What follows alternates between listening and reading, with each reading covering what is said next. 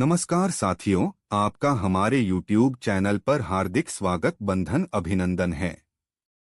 दोस्तों, आज हम आपराधिक न्यास भंग की नई धारा और उसमें हुए संशोधन के बारे में बात करेंगे।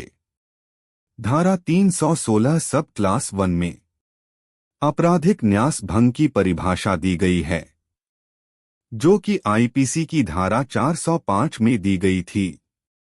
धारा 316 सब क्लास 2 में आपराधिक न्यास भंग के लिए दंड का प्रावधान है। जो कोई आपराधिक न्यास भंग करेगा वह दोनों में से किसी भारतीय कारावास से जिसकी अवधि 5 वर्ष तक हो सकेगी या जुर्माने से या दोनों से दंडित किया जाएगा।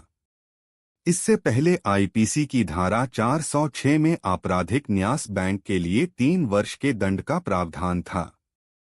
धारा 316 सब क्लास 3 में जो कोई वाहक, घाटवाल या भांडागारिक के रूप में आपराधिक न्यास भंग करता है वह दोनों में से किसी भांति कारावास से जिसकी अवधि 7 वर्ष तक की हो सकेगी और जुर्माने से भी दंडित किया जाएगा।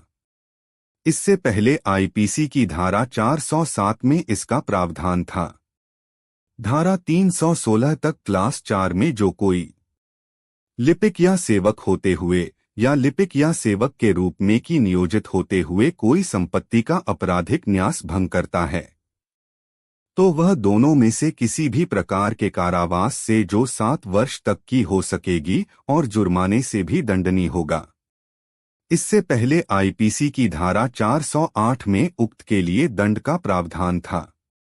धारा 316 सब क्लास 5 में जो कोई लोक सेवक के नाते बैंकर या व्यापारी या दलाल या अटॉर्नी के रूप में अपने कारोबार के अनुक्रम में किसी प्रकार संपत्ति या संपत्ति पर कोई भी अख्तियार अपने में न्यस्त होते हुए उस संपत्ति के विषय में आपराधिक न्यास भंग करेगा वह आजीवन कारावास से या दोनों में से किसी भांति कारावास से जिसकी अवधि 10 वर्ष तक की हो सकेगी और जुर्माने से भी दंडनीय होगा।